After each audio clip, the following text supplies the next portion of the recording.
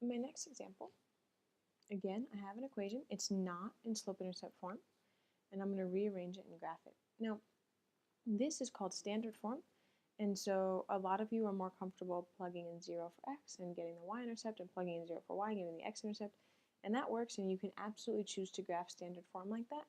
But I've noticed that a lot of you are choosing to rearrange it into slope-intercept form, which is great. That works too, but I want to just make sure that you're doing it correctly as well. So remember what the goal is. Y's got to be by itself on the left side, and then on the right side there should be a number multiplied by x plus a number. Okay, so first, what I notice is, man, y's got a lot of stuff with it. So you can multiply by 5. There's 2x over here, right? So we got to get rid of all this stuff. So the first thing is, remember we always deal with addition and subtraction first when we're solving equations, and so this 5 is being multiplied by the y. So I'm going to hold on that. I'm not going to touch that yet. This 2x is a whole separate term. So it's the 2x that we're going to start by getting rid of. And right, because we notice, oh man, the x's are on the right side. So if I cancel it off the left side over here and do the same on the other side, then I'll end up with the x on the right side, which is where it belongs. So I'm going to bring down, and notice I have to bring down this negative. Be careful, right? Don't leave that negative up there. I'm going to bring down negative 5y, write a little neater, equals. Now, this is where a lot of you are making a mistake.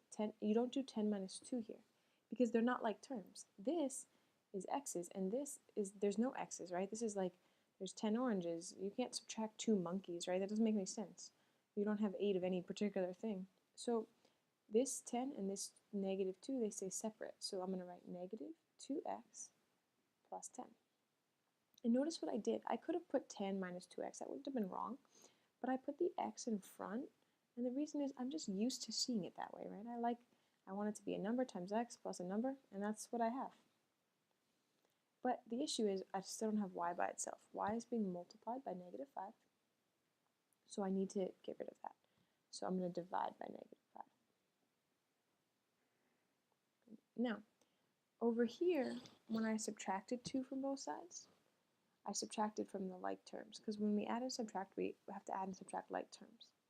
But division and multiplication are different. If I divide on this side by negative 5, I have to divide on this entire side by negative 5. So I don't just divide this or this, I actually have to do both. Okay, so adding and subtracting, we just do to one, we do to like terms. But multiplying and dividing, we have to do both. So I'm actually dividing this by negative 5, and this by negative 5.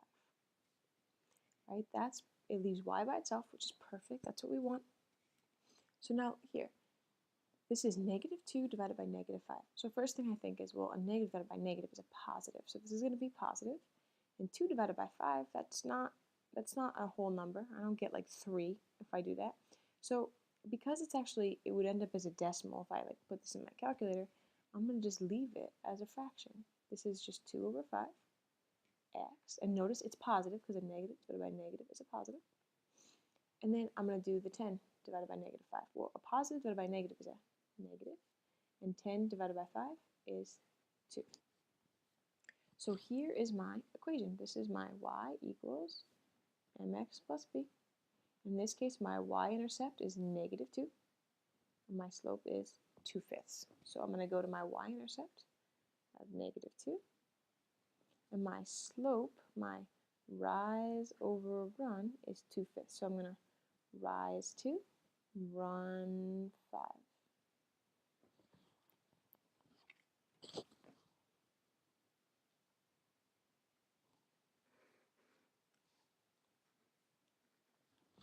And there's my run.